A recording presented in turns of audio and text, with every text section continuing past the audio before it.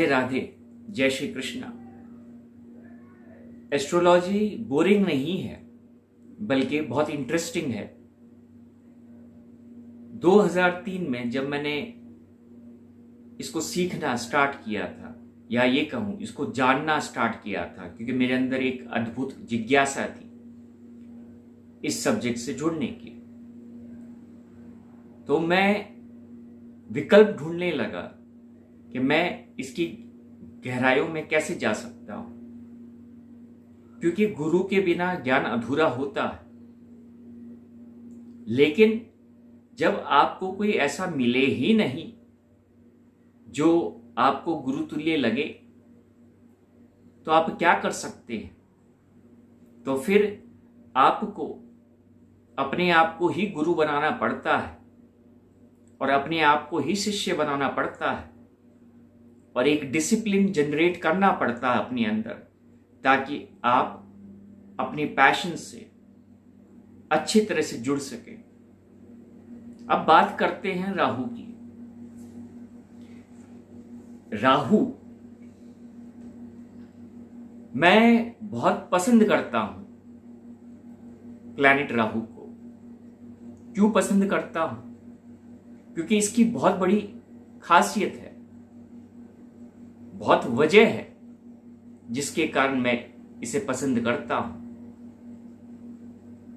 राहु एक ऐसा प्लैनेट है जो आपको अपने जीवन के लक्ष्य से जोड़ता है, जो आपको आपके पर्पस से जोड़ता है, और वो आपको बार बार गिराएगा। और वो इसलिए बार बार आपको गिराता है ताकि आप जब तक अच्छी तरह से तैयार नहीं होते हैं, जब तक उसे ऐसा नहीं लगता कि ये फुल्ली प्रिपेयर्ड है, तब तक वो आपको गिराएगा। तो राहु को अचीव करना आसान नहीं है, राहु को जानना आसान नहीं है, क्योंकि राहु एक माया है और माया का अर्थ होता है चक्रव्यूह। हम एक बार उसमें घुस जाते हैं, लेकिन फिर हमें यह पता नहीं होता कि हमें इससे बाहर निकलना कैसे। इसलिए राहु को इल्यूजन से जोड़ा जाता है, राहु को मैजिक से जोड़ा जाता है, राहु को स्पीड से जोड़ा जाता है, राहु को थ्रिल से जोड़ा जाता है। राहु फेम है, राहु पैसा है, राहु अल्टीमेट ज्ञान है, राहु अल्टीमेट ज्ञान है। क्योंकि जब आप राहु से जुड़ते हैं तो आपको एक डेडिकेशन चाहिए, आपको उसका सम्मान करना है, क्योंकि हर इंसान की कुंडली में राहु और केतु तो रहेंगे।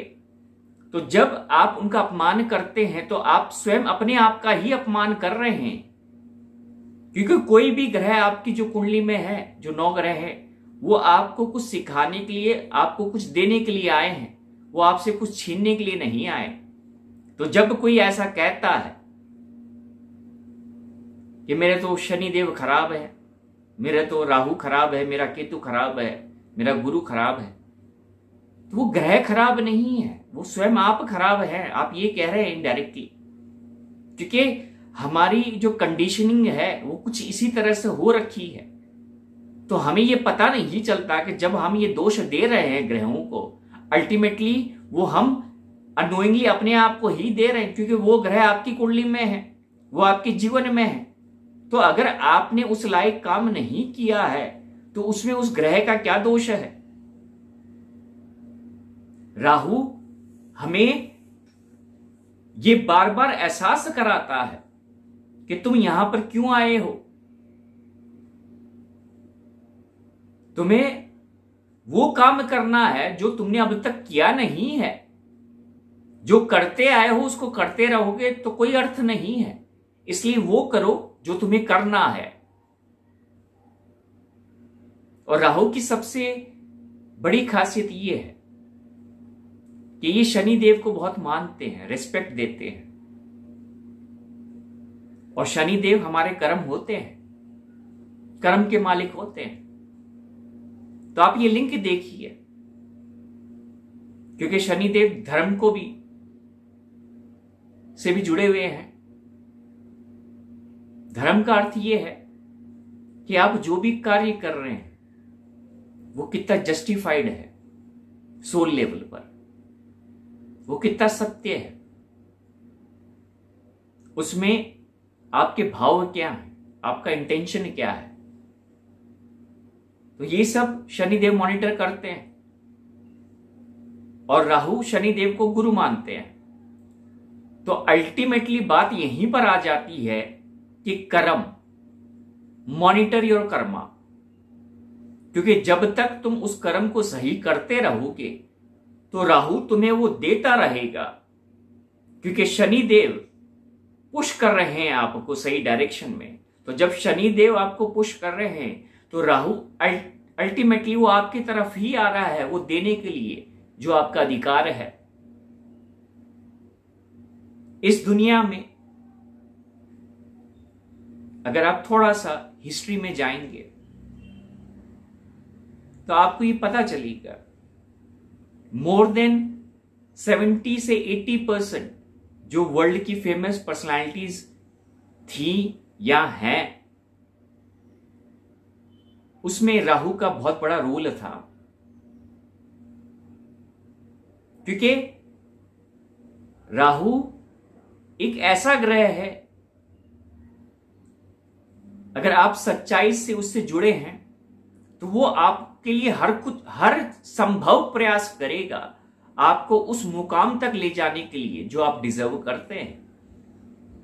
लेकिन अगर आप उस इल्यूजन में फंस चुके हैं, झूठ बोल रहे हैं, फरेब कर रहे हैं, पॉलिटिक्स कर रहे हैं, पॉलिटिक्स का अर्थ यह है कि गलत करना, सही को जानते हुए भी गलत करना, नकाब पहन के रखा है कुछ, दिखा कुछ और रहे हैं, तो उस जाल में आप ही फंसेंगे फिर।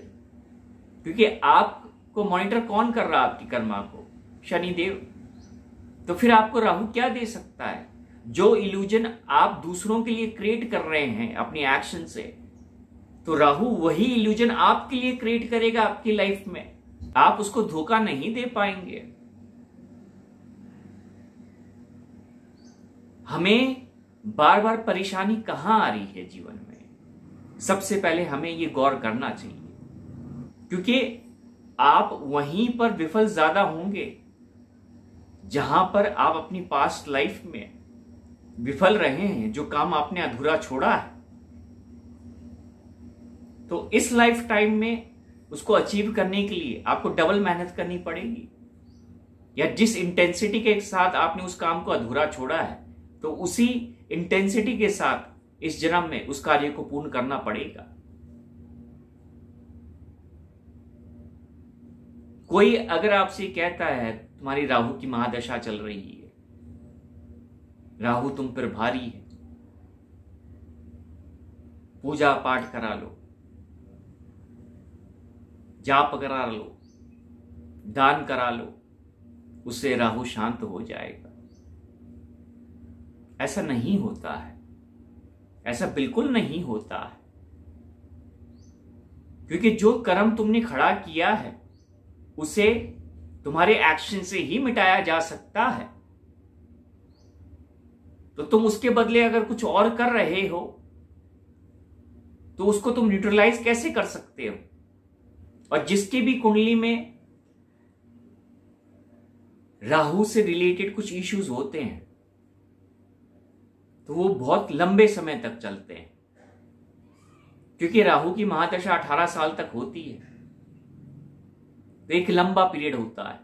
लेकिन साथ ही साथ में जो राहु का इंपैक्ट है वो जब आप मिड एज में आते हैं उसके बाद ज्यादा स्टार्ट हो जाता है।